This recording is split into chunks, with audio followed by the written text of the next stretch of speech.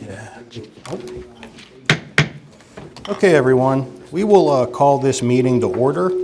I will begin by noting that the Cherry Ridge development will be tabled tonight. So if Summerhill. Summerhill, excuse me, Cherry Ridge.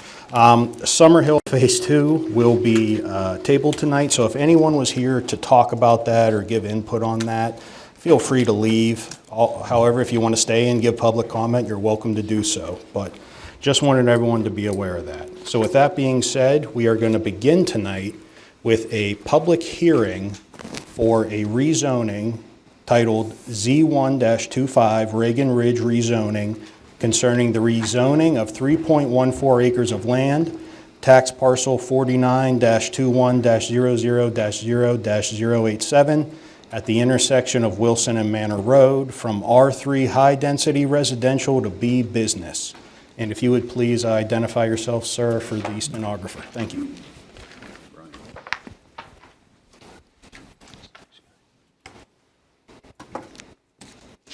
Yes, good evening. My name is Brian Almeter with the firm of Farringer McCarty Gray. I'm here representing the applicant Bushy Run Investments LP on this rezoning application that's before you this evening.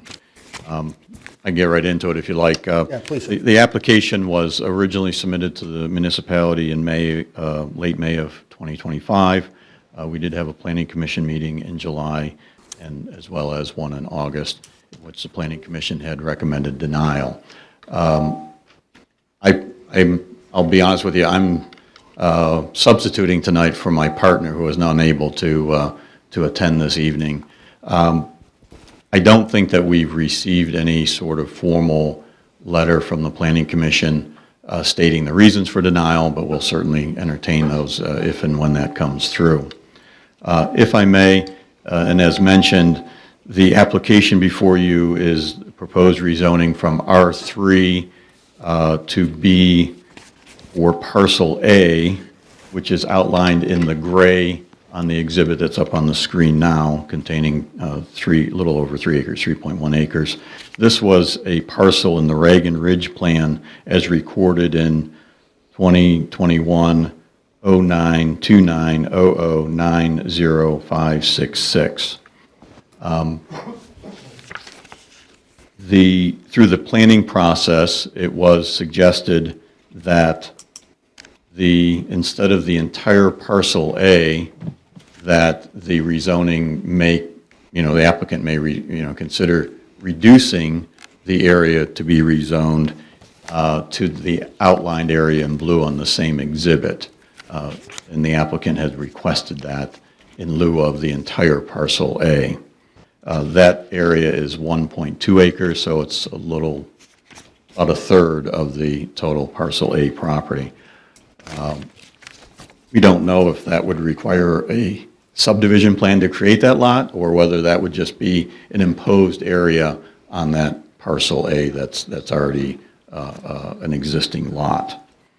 If I may just go back through in time, parcel A was included in the Fusting Executive Park Master Plan that was approved by Murraysville in about 2021, if my memory serves me correctly. This particular parcel, subject parcel, currently contains a barn that was part of the original farm, or it was on the property before the applicant had purchased it. The master plan included some walking trails across parcel A, which have in fact been installed. And this area was noted on the approved master plan as an activity center. I don't have in front of me what that definition of the activity center was, but I could presume that that would be a non-residential use, even though it's in an R3 zoning district. That would maybe include areas for birthday parties, anniversaries, maybe some fitness classes, maybe some other activities that would be outside of the normal residential uses for the enjoyment of the tenants and employees of the Fusting Business Park that's to the bottom of this page, or to the westerly direction. I don't have that. Again, I don't have that in front of me. We could go back through the records to see if, in fact, if there was a definition for that activity center was. I only bring that up because the applicant is proposing to change it to a B district in order to construct a gym facility for his employees. And that would include fitness classes, maybe light weight training, light or heavy weight training, cardio, similar health club type activities. That was the intent of the applicant in this rezoning. Now, I should also want to point out for council's benefit, in the zoning code, by definition, there doesn't appear to be a fitness center definition in the code. And that just came to light this evening as I was preparing for this meeting tonight. We believe that a fitness center or gymnasium, health club type activity might fall under or would fall under a recreation indoor commercial. Although it doesn't specifically say that in the definition for weight training or cardio classes or fitness classes, I didn't see anything in the definitions for the code. So I preface the rezoning to say that the intent was to fall within that indoor commercial type use. Or the other definition that was similar, because it does have similar descriptions, would be recreation membership club. That includes country clubs, golf courses, sportsmen's clubs, golf practice facilities, playing fields, tennis or racket clubs, swimming pools, or other similar facilities. The only reason why I bring that up is under the table of principal and accessory uses in the zoning code, under R3, the recreation and membership club is a conditional use in RR, R1, R2, but nothing is noted in R3. It seemed a little odd to us that something like that and that type of use would be allowed in a less dense zoning district, residential zoning district, as a conditional use and not maybe in an R3. I'm just bringing that up for council's understanding and mulling over. Indoor commercial is not listed in the residential zoning table, principal or accessory uses, but it is noted in the non-residential zoning district table as a permitted use within the B district. Okay, so that being said, I would like to go over the justifications for the zoning change, and this was part of the application package and as was submitted in May. I'll try to be brief with this because it is in the packet and presumably all within the application for council's review. As mentioned, this use, proposed use, would improve the quality of life, and these are listed in the comprehensive plan for Murraysville, with the balance of development with conservation to maintain the ambiance and quality of Murraysville's neighborhoods, business corridors, and rural landscape. The property is situated near heavily commercial use. To the below on the page, or to the right on this page, is the car dealership, Tractor Supply, and the property on the lower part of the page is again part of the Fusting Executive Park, which is certainly a retail and business use. We believe that is meets that goal. A second goal is to manage growth, promote responsible development by aligning appropriate developments and realistic infrastructure. Again, all the utilities are here at this property. No additional services, utility lines would need to be extended here, and it's at an intersection, so it's minimal impact to maybe a local road or a lane or something like that that would cause additional traffic or I'll say crazy growth. It's only 1.2 acres. Improved transportation, again, the location here is on Manor Road, which is on the right-hand side of the image, and Wilson Road, immediate proximity to Route 22, a traffic signal, and this whole area was designed for this Fusting Executive Park. This also goal is celebrate community, enhance Murraysville's sense of community and history through the appropriate venues. We think that this use continues that goal of Murraysville. Fiscally responsible is another goal, as noted. This would be obviously a taxable business without introducing more children to the schools, and it really does minimize impacts to the surrounding community. I would also like to note, and I'll show you the next exhibit.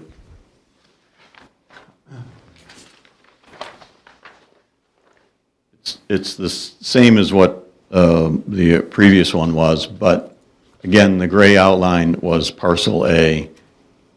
For council's purposes and understanding, I've highlighted, sort of childish, but I've highlighted the various utilities that are on this subject property. So if somebody said, well, they could expand it or do something else going toward the top of the page or to the left toward the Reagan Ridge townhomes.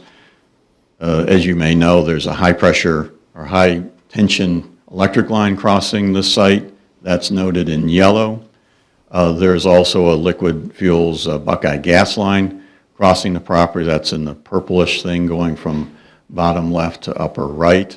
There is a water line, major water line, crossing the upper part of the property in orange. And then there are the green outlines are the various stormwater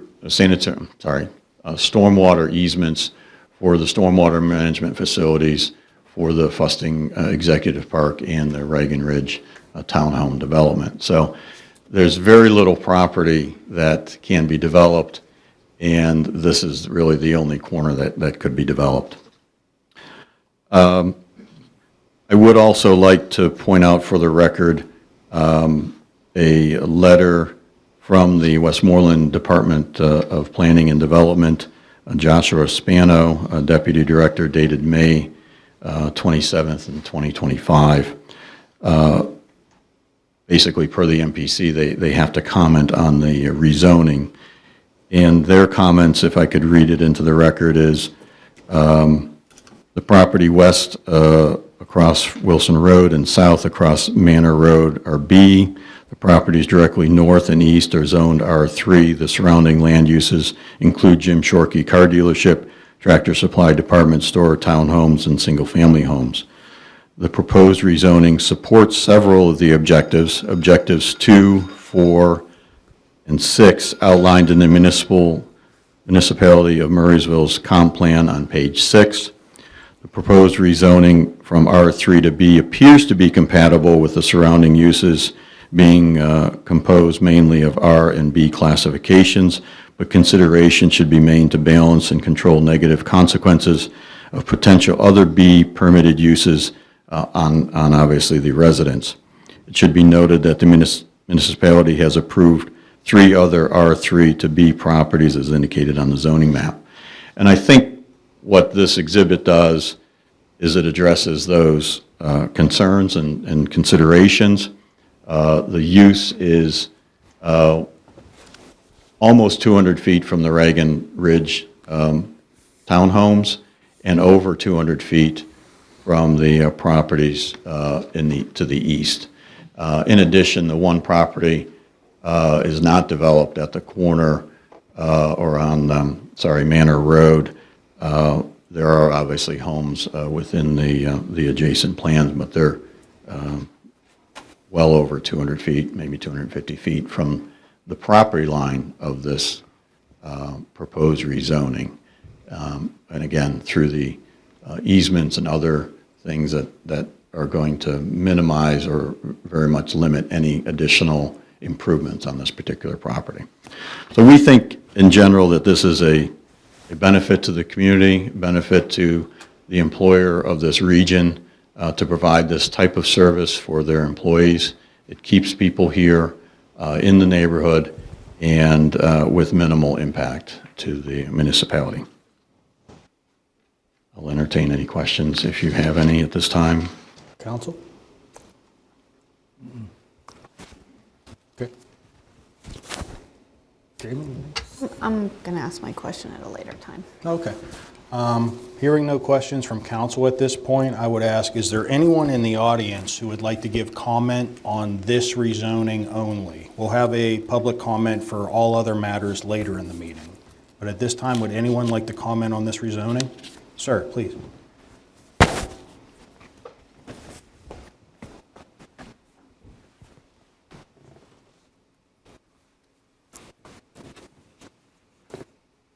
And please just state your name and address for the record. Thank you. It's William Mura, M-U-R-A, 2330 Wheatland Circle, and it's a Delmont mailing address, but it's within the Murrysville boundaries. And it's one of the lots along the top of the diagram in Westmoreland Farms. It abuts to this property. Okay, thank you. My wife, Janice, and I live, as I just said, 2330 Wheatland.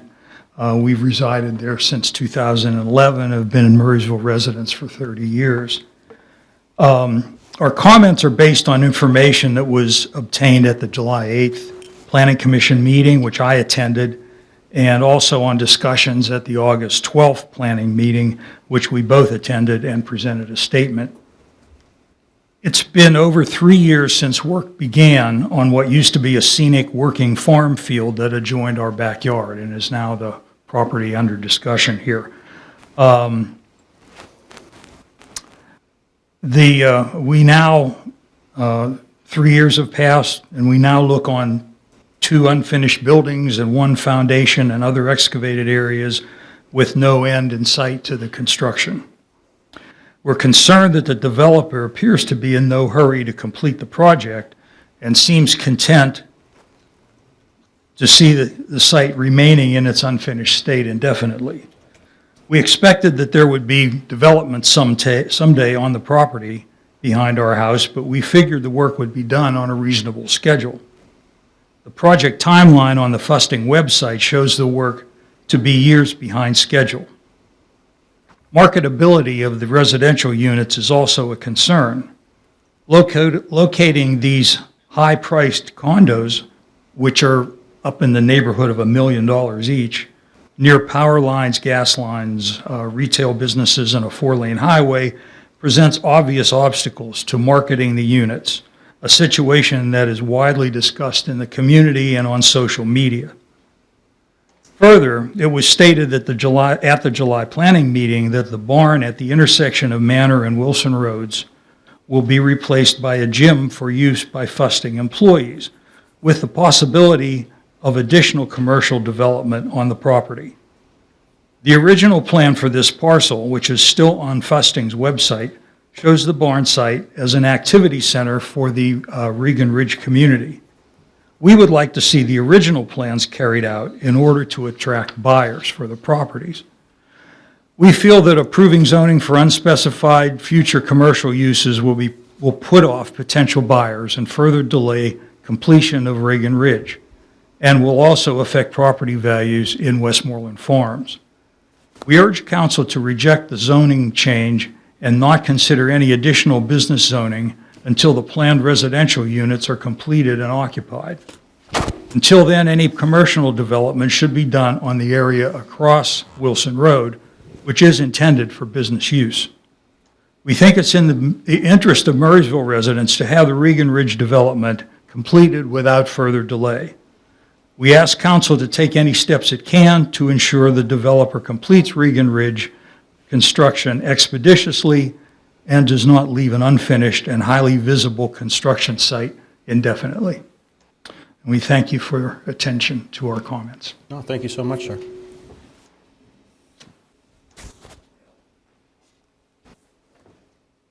Okay, at this time, is there anyone else who would like to give? Yes, ma'am, please.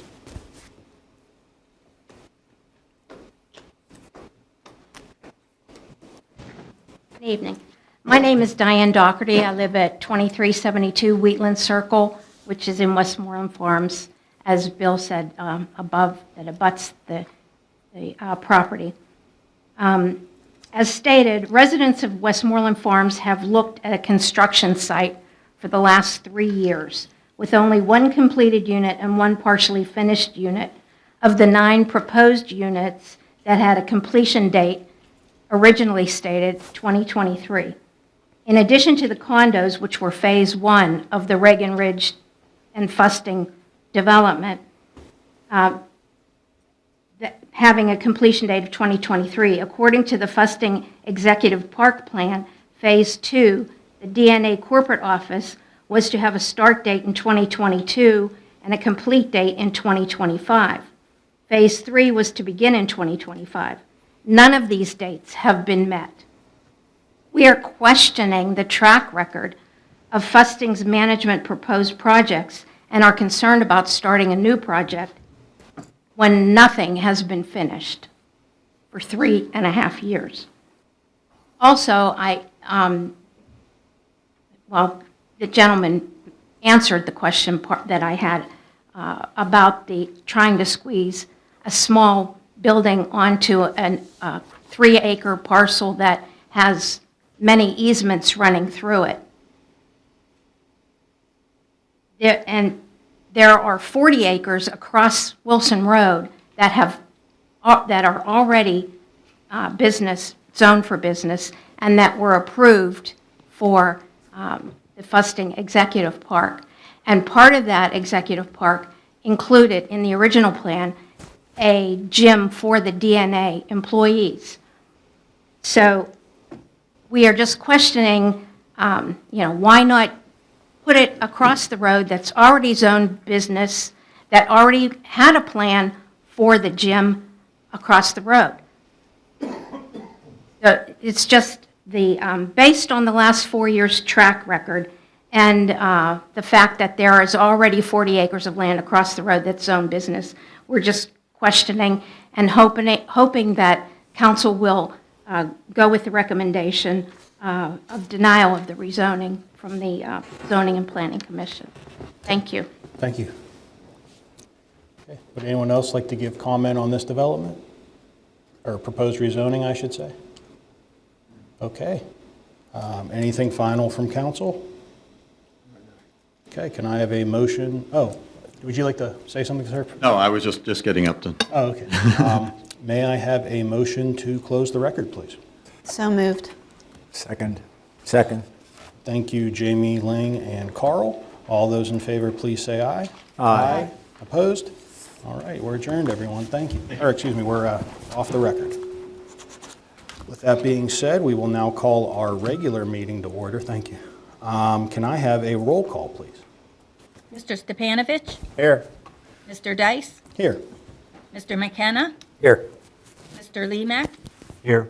Mr. Diakopoulos, Mrs. Ling, Present. Mr. Olszewski, Mayor Simon. Thank you. Please stand for the Pledge of Allegiance. I pledge allegiance to the flag of the United States of America and to the republic for which it stands, one nation, under God, indivisible, with liberty and justice for all. Dane, I'm going to have to get one of these over there. I left mine. Stick it out. Okay.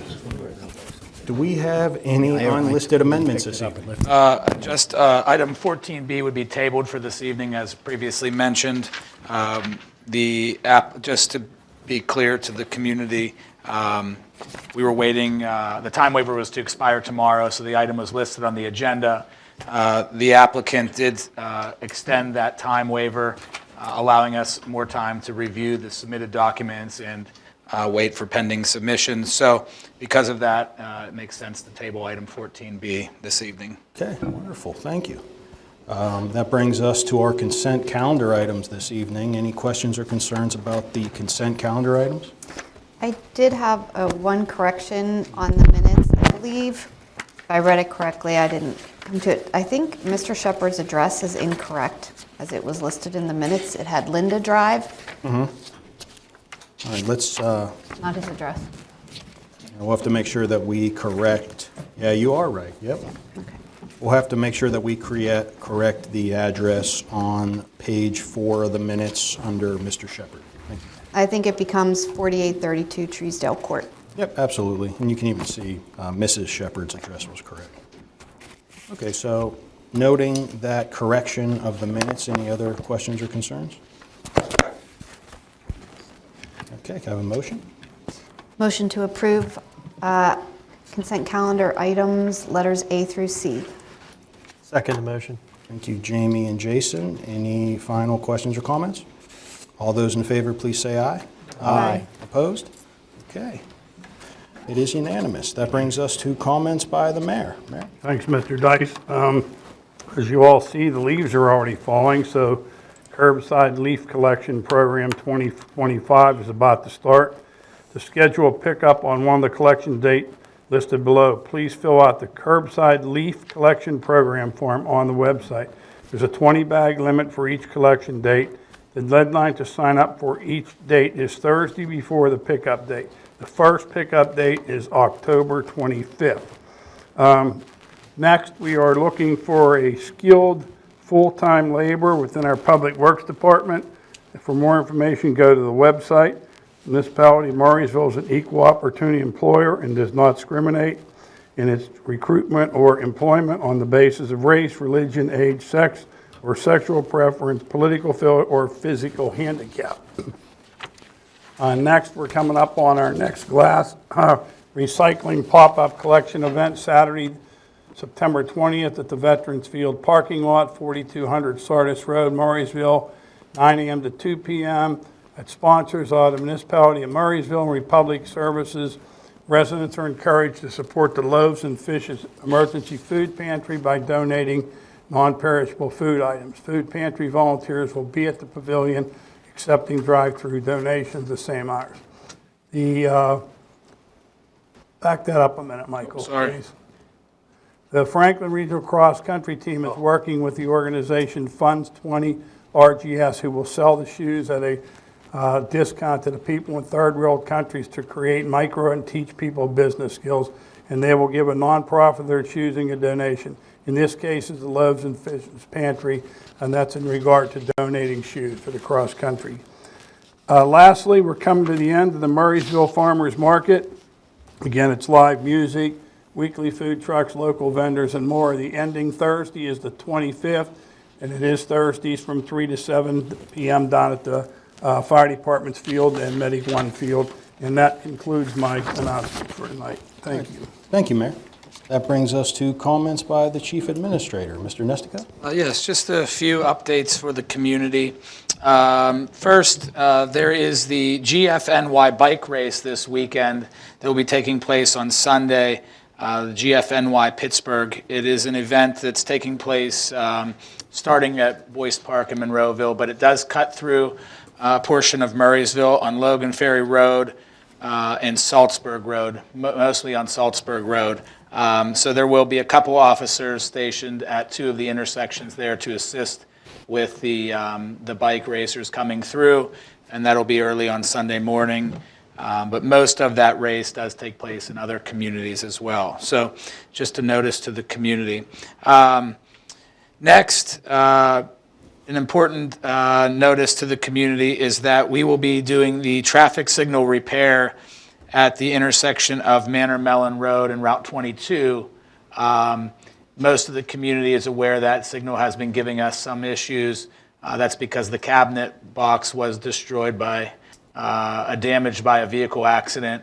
And so we haven't been able to synchronize the timing of that light. So anybody that's come through there, especially in the evening hours, may be sitting at that light for a period of time and seeing the signal kind of allowing other lanes to change while they're still waiting, even if no vehicles are there. So that cabinet box for the signal will be repaired this Friday on the 19th, and it'll be a 6 to 8 hour repair, so an all-day repair. It'll be starting roughly around 7:30 to 8 o'clock in the morning. It'll be important for the community to note that because of the repair and the volume of traffic at that intersection and the nature of the repair, they are going to close the intersection at that signal. So everything will be coned off, including the turning lanes and the center strip along Route 22. So anybody that wants to access Route 22 will be making a right in, right out off of Manor or Mellon Road. So they'll have to go into one of the turnarounds up the road in order to kind of go back the other direction if need be. So if you're coming off of Manor Road or Mellon Road, you'll be able to make a right onto 22 or right into that road off of 22. So everything's going to be right in and right out for Friday, the 19th, during the repair there. If anybody has questions, they can always reach out to the municipality. We can give them further information. Additionally, just a note, the gas company project on Old William Penn near Vincent Hall has been completed, and the only thing remaining there just painting the traffic lines and arrows on the road. But otherwise, that repair is done. They finished it on Friday. And then just as a follow-up from the last meeting, the question was asked during the capital improvement plan discussion about paving of Sardis Road specifically. And I said I would get back to council with a little bit of feedback. Some of the questions that were raised were whether the Public Works Department and the engineer, how they evaluate the roads and whether they try other types of treatments. And so I did confirm that on Sardis, on the northern part of Sardis, they did do a different type of approach there. They didn't mill and repave. They did a fiber mat treatment and a fog seal because the volume on that portion of the road is less. So it's a little bit more cost effective, and it kind of prolongs the longevity of the road. We were not able to do the same in the 2026 CIP plan for the lower half of Sardis, and that's because, again, the volume of the traffic there in conjunction with the condition of the road, that requires an overlay.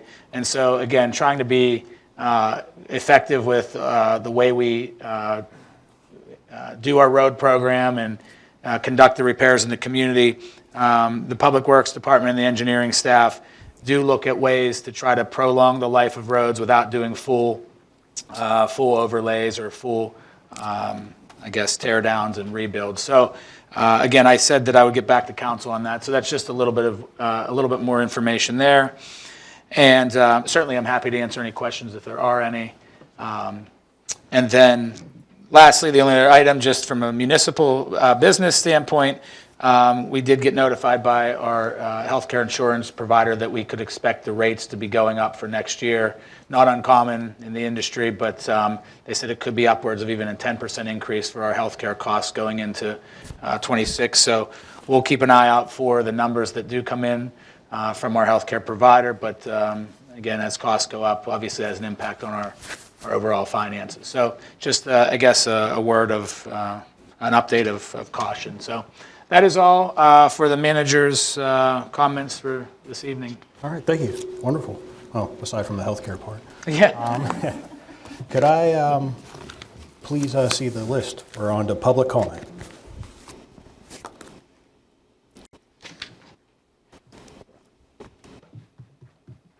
Thank you.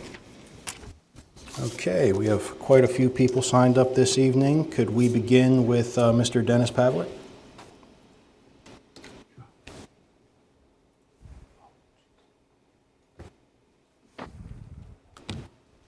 Dennis Pavlik, 229 North Duane Drive, Pittsburgh, 15239. I'm here to speak on the Summerhill development.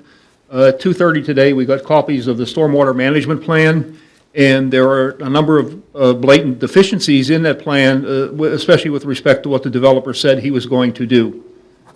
In particular, number one, I've sent to you by email copies of my letter, and I have a copy right here. I don't know if they can bring it up with their Zoom lens or not. Basically, the developer, there's a culvert that goes across Duane Drive that was an 18-inch diameter culvert that collapsed over the years. It now has a 3-inch diameter pipe over top of it. That's been a recurring problem. It drains the northerly side of the Summerhill, was now the Summerhill property, and it drains from my property to that culvert, and from the further up easterly to down to that culvert. It's a low point. The developer promised that he was going to take care of that culvert and get rid of the recurring water problems that go on the property. He does have on his stormwater management plan, he has putting in a retention pond, at which point he now has a pipe from that retention pond that travels along his property at a very steep angle and completely bypasses the culvert. So he did not do what he said he was going to do. Now, he did get a right-of-way from Mr. Beck, who's in the audience here, and he did take Mr. Beck to the culvert, said if he gave him the right-of-way, here's what he was going to do, here's what he was going to fix, and here's how he's going to run the line, which is not on that drawing. So we'd like to see that he actually live up to what he said he was going to do. He also presented you with the documents that we signed relative to what he was going to do on North Duane Drive. So I put an excerpt from that document that he's going to handle that problem, so it needs to be fixed with an actual real culvert across the road at that point, and again, an 18-inch pipe, which he has proposed. The other item is he has on my property, for some reason, he has his limits of disturbance of earth, and he has this little notch that goes up into my property and around. I have absolutely no idea why that is. It's item number 1 on the letter that I sent to you. And I'm just wondering why in God's name I never gave him any permission to come onto my property or why he would need to do that. There were other items that I presented in previous letters that I sent to you, but in particular, there are 2 water wells. One of them is going to be completely buried by his excavation, and the other one is adjacent to my property, and it's going to be disturbed. And he needs to actually fill those in properly according to DEP regulations. He said he was going to do that, but again, we need to see that actually in writing. And the other thing is, he said he was going to repave the road, Duane Drive. And so again, we need to pin down precisely what repaving is. I think Mr. Meidel, in an email to you, made that statement. I've had the guys come up to my house with a truckload of asphalt, says, I'll put a driveway in for you, and I'm sure that would last, the only good thing about it would be biodegradable. So again, I ask that the council pay attention to these and get these details down.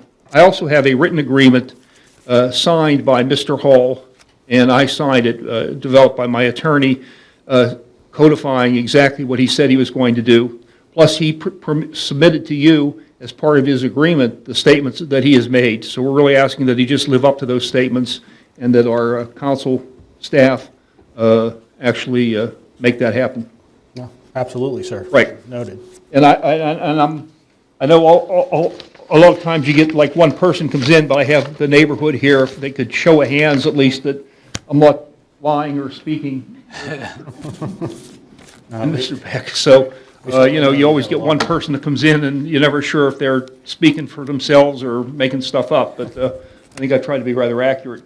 Thank you so much for your time. No, absolutely, sir, and I noted everything, and we'll make sure to follow up with the developer. Yep, thank you. Okay, that brings us to Mr. Bob Shepherd.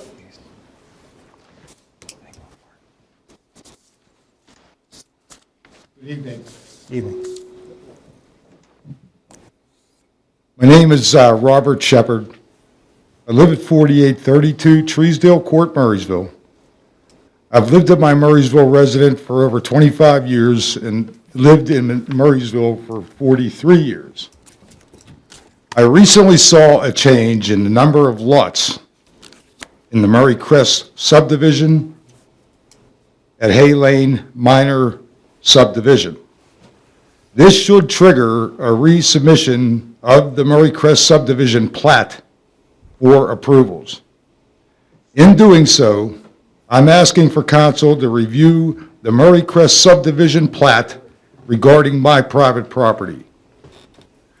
The Murraysville Minor subdivision abuts my private property, and I've come to find out that that plat makes references that imply homeowners in the Murray Crest subdivision have rights to my private property. However, no property rights were ever given or granted to Murray Crest subdivision or homeowners. To be clear, We are not and have never been affiliated with the Murray Crest subdivision. The references to my private property that are currently shown on the Murray Crest subdivision plat are untrue, non-binding, and were deeded without my consent or knowledge. The Murray Crest subdivision homeowners and visitors are damaging my private property and trespassing across my front yard constantly. These activities must stop. This is the third time that my wife or I have brought this issue to council. Has council made any progress on correcting this situation? Once you're done with your comments, sir, we can respond. Yep. I'm done. Done with my comment. I mean, Okay, I think my statement would be, this is a civil matter. This has a case number in Greensburg. My understanding is just about every property up there has been sued or interpled into that case. There's an easement, and I understand you say that easement is fraudulent. That, again, is up to that judge to figure out. So in reality, I do give you credit. You and your wife have been here, and you have gave respectful and insightful comments. But in terms of what can this council do, what can Murraysville do, I don't think we can do anything. This is downtown Greensburg, and a judge has to figure this out. I don't think we can do anything to change it. when you say can't or won't, Can't. I don't know if I buy that, but, okay, thank you for your time. Thank you, sir. That brings us to Mr. Gerard Schreiber.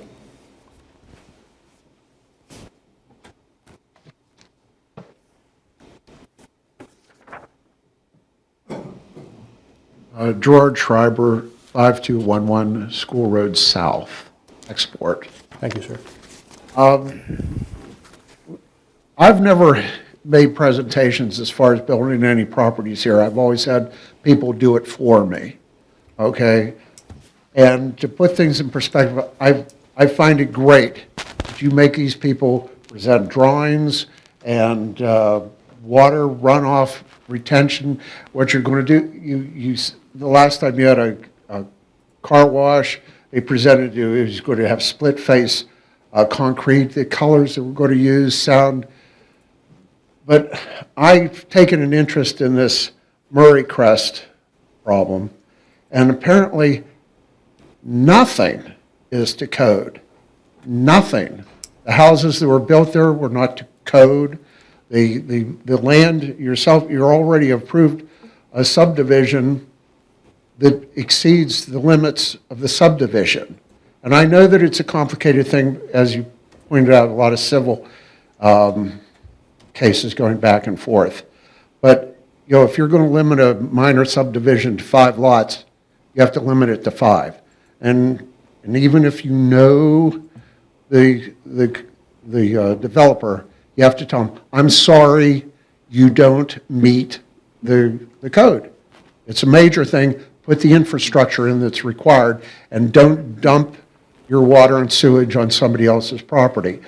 And if I want to make one more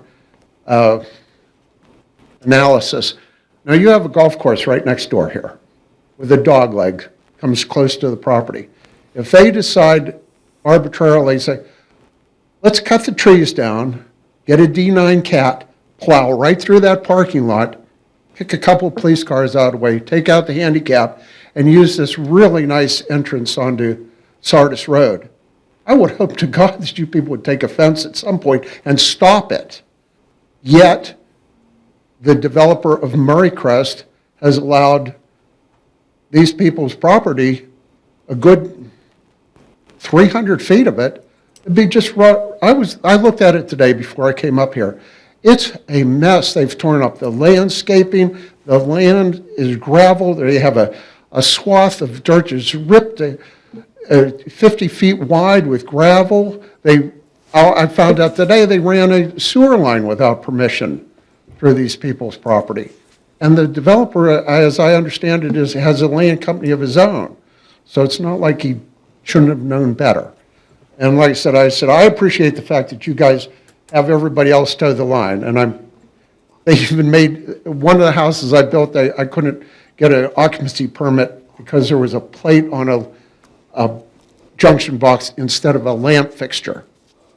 And I had to make a $19 purchase to correct that. But I see these other things that,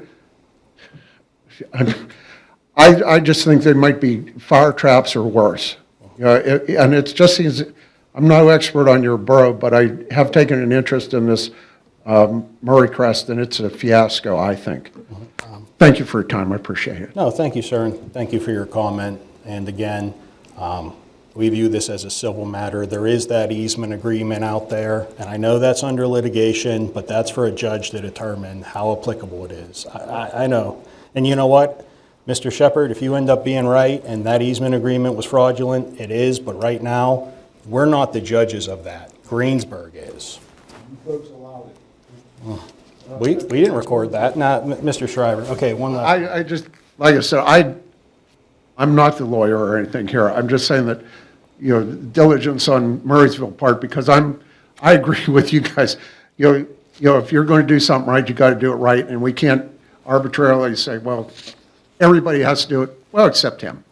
And just so you know, I couldn't agree more, and I couldn't pick one person from the Murray Crest development out of a lineup. I don't know any of them. So with that, we will move on to Mr. Steve Ruseski. Did I say that right? Yeah. All right, thank you. Most people miss it. My name is Steve Ruseski. I live at 166 North Duane Drive. And I had signed up to speak before I realized it was being tabled today, but I wanted to reiterate Mr. Pavlik's statement. When I talked to Mr. Hall, because I am right at the break of the hill, and I have a lot of water that comes down the road, and that is without it being paved. And I mentioned that to him, and he said, oh, don't worry, when we repave it, we'll angle the road to the other side. Now, you know, I do have that SKI on the end of my name, but I knew that was a little bit facetious. He stood there and told me that there would be at least an 18-inch pipe with going through where the old pipe was. Mr. Pavlik forwarded this information to me, and I see there's no mention of that. And,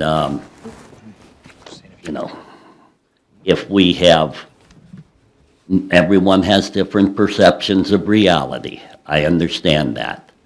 So that's why I want to see this written out a little bit better, and I hope you hold them to that. Thank you. Absolutely, thank you, sir. And I'll just note, we've had active discussions with Mr. Pavlik. He actually met with the manager prior to the meeting. He's actually doing a great job of just keeping track of all of this. So we're aware that that recent drawing does not have the storm culvert that was discussed. So we will figure that out, and it's being tabled tonight, so it won't be approved until it is figured out. All right, thank you. Jane Henter? Joanne, I'm sorry. Good evening, everybody. I'm Joanne Hunter. I live at 3838 Goldie Lane, and I'm the president of the HOA for Summerhill Development. So I want to make sure that I keep this front and center. As the development has been on the agenda of the Planning Commission for well over a year and a half, the community has remained engaged and inquisitive, to be honest with you. At the July 8th meeting of the Planning Commission, a member of the commission identified a change in the property lines that would be needed, requiring approval and an amendment for the documentation for Summerhill HOA. This was the first time this had been brought up, and we are, as a group, very thankful for the attention to detail and the care that was taken by the Planning Commission in reviewing the plan documents. This was not documented in the minutes from that meeting, but I did attend the Planning Commission meeting on August 12th, where the members indeed said, oh yes, you're right, we did talk about that, and this is a requirement and a correction needed to proceed. And I was asked if this was a condition moving forward that had to be fixed until the development could begin. So, as you know, it was forwarded on to council with approval, 5-1 vote. Of course, Mr. Lemke abstained as his firm is actively engaged in representing the developer, and I appreciate that, and that's the right thing to do, of course. And there were the 4 things noted that were conditions. One of them was the note on the plan for Lot 22. When I listened to the last council meeting via live stream, all those items were discussed, and certainly the Duane Drive issues are very, very important and critical to the safety of the whole community. Nothing was mentioned regarding this note, the condition number 4 for Lot 22. I want to bring it to your attention that our legal counsel engaged has been working with the developer and their attorney, Ryan Lemke, to properly sort out and finalize the legal description of this lot, for accuracy, determine if it indeed has been subdivided, and whether a deed has been prepared for transfer of Lot 22, and to determine the status of that amended plan. He has asked for final review and clarification, so at this point, the documentation and the amendments are not complete. And I am sure we all agree this must be properly identified on the Westmoreland County tax assessment mapping, and recorded deed needs amended. I will emphasize, as I did at the last Planning Commission meeting, the intent of our community is not to purposefully create a roadblock for development, but simply to ensure that our property and association remains protected and the property lines are recorded appropriately with all the changes and transfers to the deed recorded as expected within the municipality. It's unfortunate this has taken longer than anticipated, but it's equally concerning that this was not brought to the forefront at the onset of this planning, because it's a property line. So once again, acknowledging the efforts of the Planning Commission, who so thoughtfully reviewed the original site plans. So I don't anticipate any issue with the approval from our HOA board once a corrective amendment is complete, if that is indeed the last thing that needs done. But as the president of the association, have a responsibility to protect our property and take advantage of the momentum that is currently here moving forward. So as identified as one of the 4 conditions, I'm anticipating per protocol, this would be considered in advance of any further action on phase 2 for final approval. So my questions, based on research that I've done, is this a condition that needs to be met prior to construction beginning? And am I correct in understanding that the council considers the Planning Commission recommendations and votes to either approve with conditions, or disapprove? And after approval, must the developer satisfy any conditions, any and all conditions, prior to the beginning of construction? Those are my questions. I hope there'll be clear answers that I can share with our community, and want to assure the members of this council we're working to quickly resolve this. And keep in mind, it was only brought to our attention a few short months ago. Okay? No, definitely. I'll take the first crack at it. I would say that in terms of the final plan and any lot line revisions, those have to be finalized and recorded in Greensburg. I mean, that's what the plat is, and the surveyors are out there, and I mean, they find those stakes within an inch, so there's that part. In regards to the Planning Commission, I mean, yeah, they're amazing, and we generally tend to go with their recommendations. You know, and again, they find all kinds of great stuff. Bob Mightoll's a genius, so we just go with that. But essentially, yeah, we take their recommended conditions. Our staff reviews comes up often with their own conditions, and we always make sure the developer agrees to those conditions before final approval. And the case law is crystal clear that if a developer agrees to a condition, they have to satisfy it. And if they don't, we can sue them, you know, and we can get an action in equity to force them to do it. We can call their bond and just do it ourselves. We have all kinds of recourses we can take against developers who don't stick to their word. And I would say too, just to you and your community and Mr. Pavlik and Mr. Roseski, that's the way to go. You know, be on top of things, be aware, and you know, we've had a lot of help from the community with this Summer Hill development. Yeah. So then just to repeat what I believe I heard you say, that there can be an approval by the council, but the developer is responsible for meeting all the conditions, and construction cannot begin until those conditions are met. I wouldn't, it depends on the condition when you say cannot begin, because often with a development, you might see, for instance, they'll do the grading first while they apply for all the DEP permits, conservation district, all that other stuff. And essentially, they're just doing the part they can do most easily. But Yeah, I wouldn't say they can't begin construction until the conditions Yeah, are I would assume the property lines are critical, though. Well, that's Right? different, though. That's Yeah. the plat. I mean, that's step one. Yeah. And you know what? If you want to move that property line 10 feet, you got to go do a revision. Okay. That has to be done. Yeah, that's my, as I hear what you're saying, and I understand the approval with And conditions. just to give you an example, I mean, we often approve developments, and it says right Mm-hmm. in there, with Summer Hill, it was, look, they are not ready to roll with all of their sewage planning, but it Yes. says, if you are not ready to go with that, you can't build. So until FTMSA gives them the planning module, there's nothing they can do. Yeah. So, in a way, you can say, well, they have this preliminary approval, is that okay? And yeah, because we can hold them to it, if they agree to it. Right, Yep. right. Okay, well, thank you. I appreciate all the work that you all do, too. Oh, Thank you so much. Thank you so much. Okay, no one else has signed up, but would anyone else like to speak this evening? Yes, sir, please. Just state your name and address. Thank you.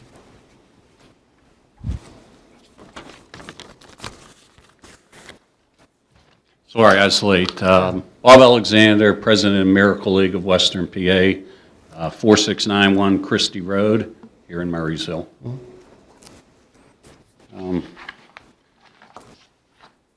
On the property down at the Miracle Field, we want to put up a gazebo. So I want to get permission to put this up.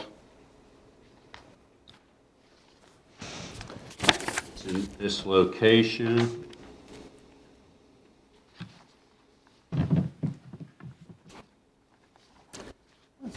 This is an agenda item, right? Correct, it is an agenda item. Tell you what, Mr. Alexander. Agenda item. Yeah, rather than do it during public comment, why don't you wait till the agenda item, and then we can just have a full discussion about it? Because it's on our agenda for approval. Whenever, I didn't know when. Yeah. That's, That would be Tonight. so a little later? Yeah, really. Leave it all there. Yeah. All right. It's not going to be long. Okay. Thank you. Okay, that brings us to our liaison comments and committee reports. Let's start on this end. Jason? Meeting with the library in 2 days. Okay, awesome. Medic One meets this Thursday, and the Parks and Recreation Foundation, the next meeting is to be determined. Awesome. Matt? Parks and Recreation, we met last Tuesday. For our meeting, it was good too, because we've kind of had a couple we canceled due to Tuesdays at Townsend and whatnot. And Mr. Alexander actually was at the meeting and presented the gazebo, which you guys will see what that proposal is coming up. As well as Mr. Nestico came to discuss the Parks and Recreation Committee and just kind of what the future of that. We're really going to kind of get back to what it was intended to be, and be kind of a real advisory board to what's going on with parks, and be very, able to collaborate with the municipality on all those issues. So I know the members are very excited to, dig in and do a lot of that. We've got good people on there, and that they want to help and give their input, and I think it's going to be really good moving forward. So with Mike, so. It's beautiful. Yep, Thank you. that's it. Jamie? Okay, the last planning meeting was September 9th. There was a discussion and recommendation for approval with 4 conditions, including 1 waiver for CSE Corporation expansion to construct an approximately 7,700 square foot building in the B zoning district. There was also a discussion and recommendation to approve with 2 waivers for the MAWC water tower at 1189 Lions Run Road in the RR zoning district. There was a discussion about Z-2-25 Murraysville Enterprises rezoning of approximately 3 acres of land from public land to R2 medium density residential. Planning Commission, I'll put it nicely, said moved it, they said punt it to council with no recommendation, as they felt that the solicitor's opinion was needed for further discernments on legalities. So the next meeting for planning is October 14th. Awesome, thank you. I'll note that FTMSA meets this Thursday at 6 p.m. at the plant. With that, we will get into our workshop items, and we will begin with a discussion on the Reagan Ridge rezoning, which we just had a hearing for. Are there any questions or concerns or further discussion council would like to have at this time? I just had one question, listening to the residents, and Mr. Nestica, you might not have the answer. The 40 acres, I believe, we were involved with approving across the way. I agree that there's been no development there. Has that expired, our approval? Do you know? No, I believe, if I'm referring to the same thing as you, I believe the approval was just shy of 5 years ago. I think it was around 4.5 years ago. And I think that it is around February of next year when that project would expire, or the timeline would expire on that project. And we did reach out to Mr. Fustings because he does. There are a few things going on at that property. He had a couple inquiries for us. So our planning director was touching base with him, and I think that was the correspondence as of today, that it's around February of next year that they would hit the 5-year mark. So when you say, I mean, that's coming up pretty soon. Yes. Yeah, okay. Yep. Yeah. Thank you. Okay, any other thoughts on that? The only question, I just had a clarification. When they were showing the plan for that plot of 3 acres, and then the smaller plot where they're proposing to have that rezoned, that was all part of that residential Reagan Ridge plan. That property there had nothing to do with the business plan on the other side of the road. Is that correct? That's correct. Yeah, I have the overhead of the whole plan here. But I guess, and again, as council is aware, I wasn't here for the beginning stages of that project, but I would suspect it was 2 phases. In the right side here was one project, and then I think this came along separately. It was all inclusive. Oh, okay. Both sides of the development, all the property that was owned by the applicant. Yeah, that was all inclusive. And one other comment that it was brought to light to me earlier today, there was a condition of approval for a PennDOT permit, and that's still outstanding because we haven't addressed all of PennDOT's comments yet. So that still is outstanding, and one of the reasons, obviously, why the rest of the park hasn't been started even. I have a question. So at the Planning Commission meeting, there was a discussion that the parcel have a split rezoning, where the only part, but I see here you're looking for, is this the rezoning of the entire parcel? No, what you're looking at is an old rendering from 2019, I believe. No, I'm talking about the public hearing. It was for 3.14 acres. Is that the smaller portion where the barn resides still? Yes. So you're still looking at a split rezoning? That's correct. Okay. I believe it was a suggestion of the Planning Commission to reduce that size of just that area around the existing barn, so yes. And not the area that's under the power lines and the easements Exactly. and all that. Right. Exactly. Also, That's what I understood. for example, something like Caliber Collision would not occur again, where you're putting commercial business abutting residential property. You know? So, okay, I just wanted to clarify that. Thank you. Thank you. Just one other question too. But the residents, so some of those, I know there's only a few, two that are finished, completed, and sold, I believe, right, in the Reagan Ridge? I'm not privy to that, but it's something like a that, I'm hand, sure. yeah. Right. It's not, it was, I think, 9 dual units, which would be 18 total. If I can say, I don't think there's under 4. I think there's one that is just about completed, another that's getting there, and then one more foundation, I think. My question is, do the owners of those properties, to their knowledge, that was going to be part of their townhome community or recreational community, correct? Like when they bought that property, that barn was intended to be recreational use for their neighborhood or their, is that correct? It was noted on the master plan as activity center, and because it was part of the whole executive park and Reagan Ridge, I believe that the intent was for both sides of Wilson Road to use that facility, not just exclusive to Reagan Ridge townhomes. So I guess. It is a separate piece, it is a separate piece of ground. That It is seems not really part of. odd to me. So the question is, this new facility, oh, my question is, maybe not yours, Mac, this new facility that's being proposed for the employees, are the residents going to have access to it as well? Are they going to have to buy a membership? I don't know the details of that.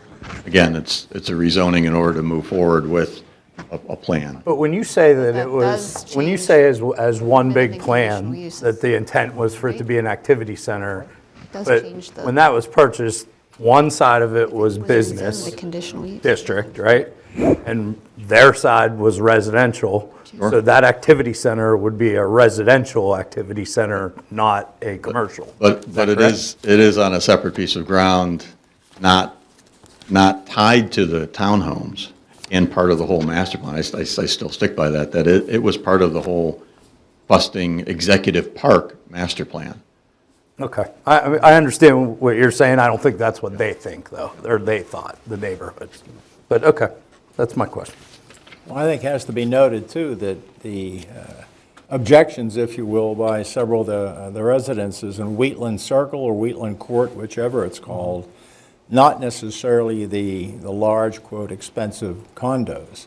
So that's to be considered, meaning it's not abutting, but it's only, what, 150 feet or whatever, from, so that has to be concerned. Oh, absolutely. Yeah, the area that is being requested to be rezoned is about 200 feet from the rear property line of the Westmoreland Farms development, and about 180 feet from the Reagan Ridge, closest property line from Reagan Ridge.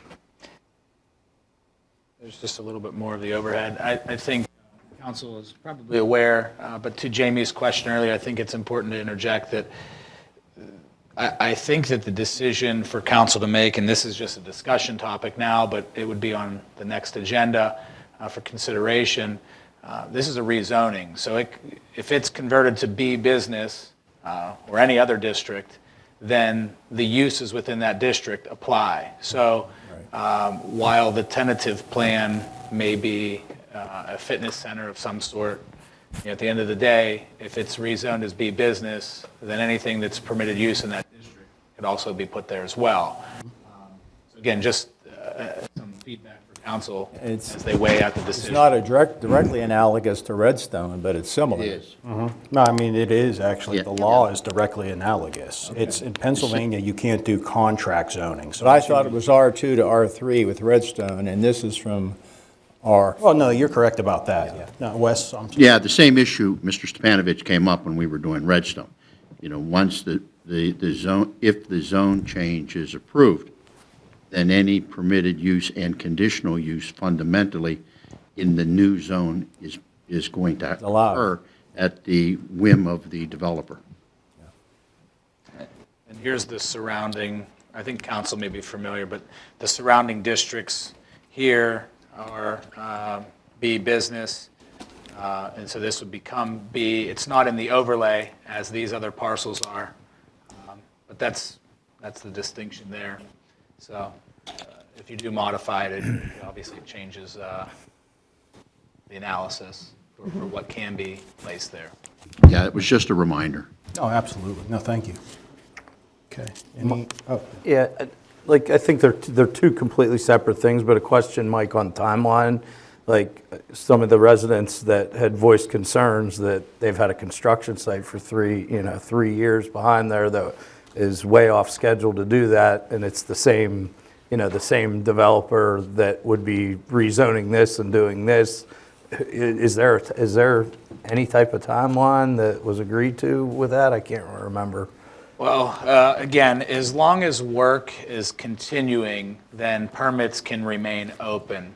We faced that issue. I'm sure you may recall we've had a similar question about the property, Full Town Road.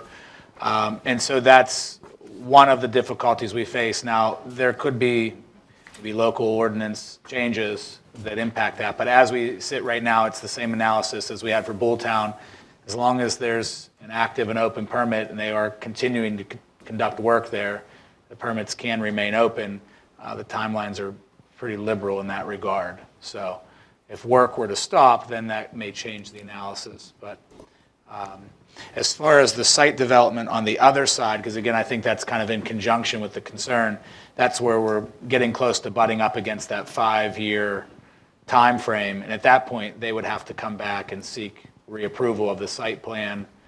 So again, there's kind of two different dynamics here. It's the ongoing work on, I guess, the eastern side of the road, and then the other site plan that hasn't really, I guess, progress really hasn't moved forward yet. So there are probably two different things to look at there. I don't know if that helps. No, absolutely. Just things to consider. Is there a reason why that we know of that the work has been so slow moving? I mean, I don't know if you can answer that. I certainly wouldn't speak for the developer. I know in prior meetings there was some feedback toward that, but that was probably years ago when I had first started here as to some of the reasons for the slowdown.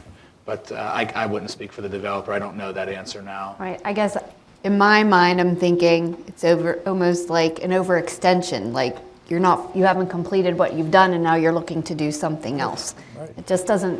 Yeah. I don't know. It doesn't sit well. I agree with that. I agree. So. Okay. Any further comments or discussion on this one? Okay. Thank you, everyone. Thank you, sir. That brings us to our... The gentleman raised his hand over. yeah, would you like to speak or ask a question, sir? Please just come to the mic, though, so everyone can hear you. If you don't mind, please state your name and address again. Just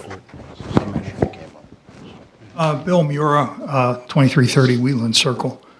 So a couple of things. When the last Planning Commission meeting was held, there was some discussion about the barn and the way it was portrayed in the plan of record for that area. And this gentleman over here, I'm sorry, I forget your name. Michael. Michael looked it up, and to my recollection, confirmed that the plan of record shows that as an activity center.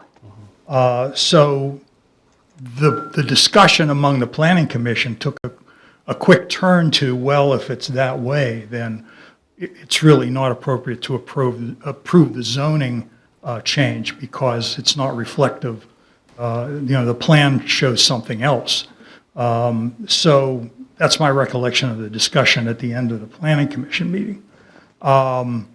Also, my understanding is that no units have been sold, and that at the price that they're being sold for, which is $900 or $1 million, that they're going to customize these units, for the buyer before they move in. So they're getting the buildings to a certain point, and then they'll wait for a buyer to commit, and then they'll finish it up. But again, to my knowledge, there's 2 buildings that are finished on the exterior and landscaped and all that, but they haven't gone through the, having a committed buyer and finishing the inside. But it's been a long time now. Absolutely. So I'd like to leave a copy of my comments if I... Oh, absolutely. Yeah, please give it to Michael. Thank you. Okay, any? Thank you. Yeah, just come to the mic, please, ma'am. Again, I'm from Wheatland Circle, Diane Doherty. And the Planning Commission meeting, it was brought up, and I just want to restate it, that barn was going to be an activity center. It's on the master plan. And to facilitate, what we're thinking at Westmoreland Farms is those townhouses need a lot of help to get sold. So we're thinking that, okay, they're going to use the barn as an activity center, which is a selling point. If they don't have an additional selling point, we're just concerned that these things are just sitting, nothing else is being done.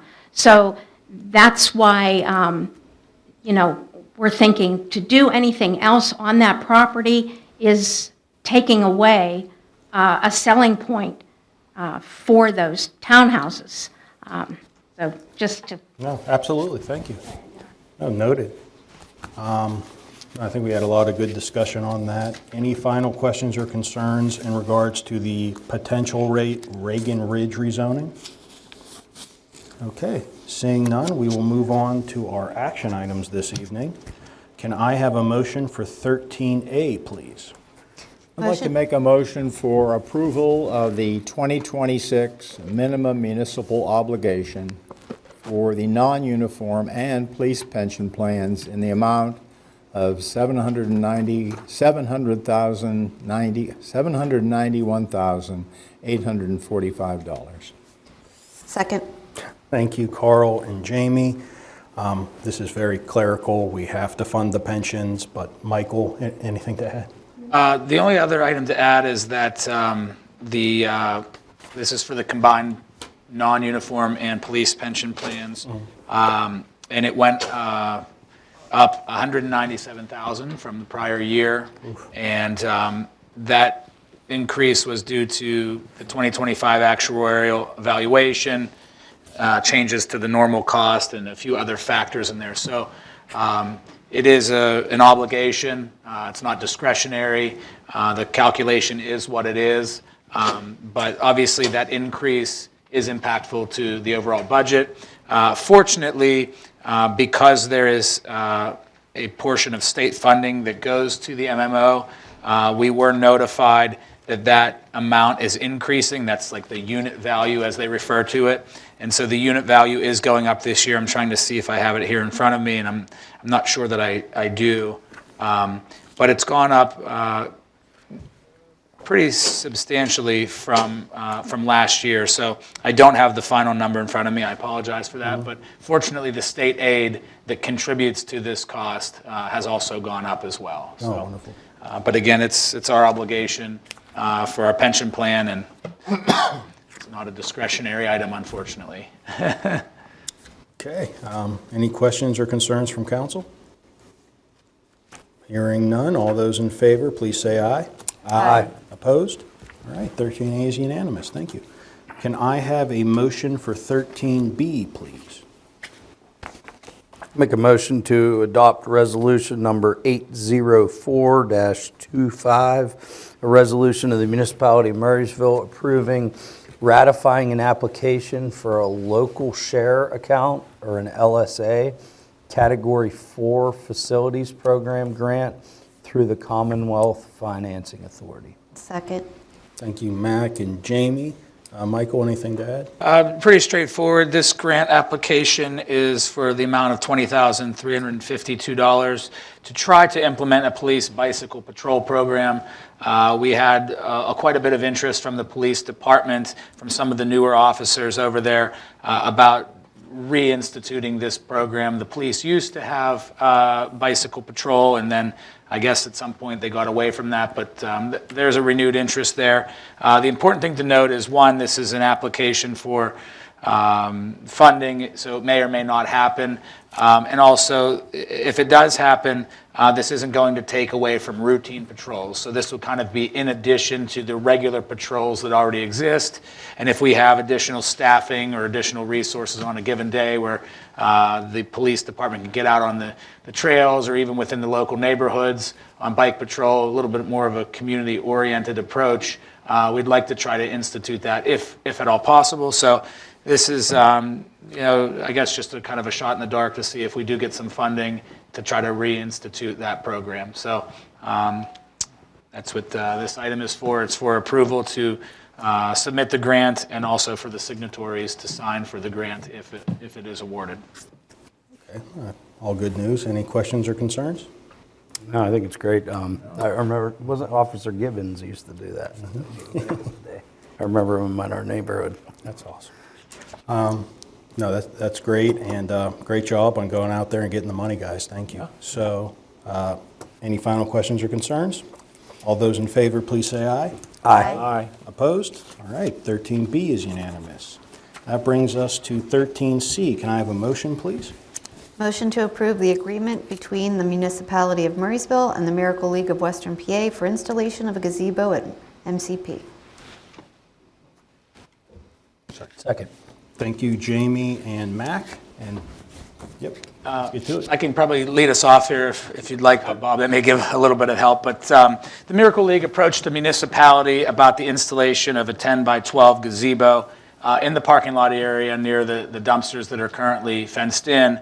Upon receiving that request, it kind of happened in conjunction with us locating a policy from 2001 that is for erecting structures in the municipal parks. So pursuant to that policy, which I guess according to the rec department, maybe we haven't adhered to as closely in more recent years, we wanted to kind of adhere to that policy that does exist. It kind of provides a framework for how these the requests are treated. And in that policy, it indicates the applicant would go to the Parks and Rec Commission and seek their feedback and recommendation. Ultimately, as Councilman McKenna stated, we attended the Parks and Rec meeting last week. The applicant did, as well as myself. The Parks Commission did recommend approval of this item. It is somewhat temporary in nature in that it's not a full build within the park, and I would certainly allow Mr. Alexander to explain a little bit more thoroughly. But the Miracle League is currently using pop-up tents, and I guess they were having some issues and maybe even some damage occurred. So they found that this solution may be a little bit more feasible for them to do some of the cooking out for the snack bar and things like that. So again, the policy indicates to go to the Parks Commission and then ultimately seek approval from council. And I think the install makes sense. They would just kind of like bolt it down into the lot there, if I'm not mistaken. I'll allow Mr. Alexander to explain that. And then ultimately, if there were an issue or any sort of deterioration of this, it would not be a difficult removal if that were necessitated. So I guess I could maybe turn it over if there's anything else to add to that. Everything that Michael said is correct. We'd install that mainly to grill under so that our guys aren't there grilling like me over here in the air and getting sun and rain, and it's, I think it's a nice little gazebo. This is, I guess, maybe my best rendering, so I apologize for interrupting, but if this is kind of somewhat depicts what it would look like. This is the dumpster area that's screened in, and then they would kind of Photoshop the gazebo image there that Bob provided. So I don't know if they'll have table and chairs under there, but that's kind of the layout. I think they'd be doing some grilling under there. It's pretty low impact, and it seems to meet everything aesthetically, so I don't know if that... Yeah, it could come down easily. It gets 4 bolts on each leg. It's that fake wood, Trex, and metal roof, so it should last quite a while before it deteriorates. Awesome. Just asking for approval to put it up. Council, questions, concerns? Looks good. Sounds like a great idea. Okay, I got one question. Sure. Sorry. So you said it's Trex, so it's plastic, right? Yes. Is it safe to grill under with the heat? Yeah. I mean, we don't, it's big enough that, It's because we were using tents that were much clearances. lower. Made I of know cloth. we used one once, a tent for an organization, and it melted the tent. So that's what brought that question. Just wanted to check before the effort was put out, and then you couldn't use it for I that. think that was asked too at the parks. Oh, was it? I'm pretty sure somebody had asked that, but yeah, metal roof and then I know the other thing was you'd mentioned the color of it is matching to kind of the surroundings there. That Looks nice. Pavilion and whatnot. Very So, nice. yeah. No, I think that's wonderful. Great. Okay. Any final questions or concerns? All those in favor, please say aye. Aye. Opposed? All right, it's unanimous. Thank you. Thank you. Mr. Alexander, thank you for what you do for the Miracle League. Absolutely. You do some. Welcome, it's my pleasure. No, seriously. Thank you so much. Thank you, guys. Appreciate it. Thank you for waiting, too. That brings us to 14A. Can I have a motion, please? Motion to approve CU-3-25, SP-3-25, and S-3-25 Drake's Car Wash, lot consolidation and preliminary and Final major land development application, 1.16 acres, tax parcels 4914-080-015 and 4914-080-016, B business zoning. Second the motion. Thank you, Jamie and Carl. Michael? Not much left to discuss on this one. The applicant is here. I don't know if there's anything unanswered at this point. I think we've kind of sorted through everything. The municipality is satisfied with all the different submissions and the conditions placed. The applicant has agreed to various conditions as we've discussed previously. So I don't think there's anything else outstanding with this. I think it's ready for council approval. And I would just note, the applicant, they have 2 reps here. You guys are all right with staff's conditions? Okay, they noted yes, thank you. Council, questions, concerns about the Drake's Car Wash development? Well, just a question, any idea what like a monthly fee for car wash would be? Depends on the package, but the ultimate package is $40, which is consistent with market. Carl looking for a discount. Yeah. How long? Senior discount. Should we have them step up to the mic? I don't know how many. Is that a condition? Oh, yeah. Would you mind stepping up just My only question so we don't get yelled at by the audio video tech? how long before, if it's approved tonight, is this like within, what's your time frame? Do you know?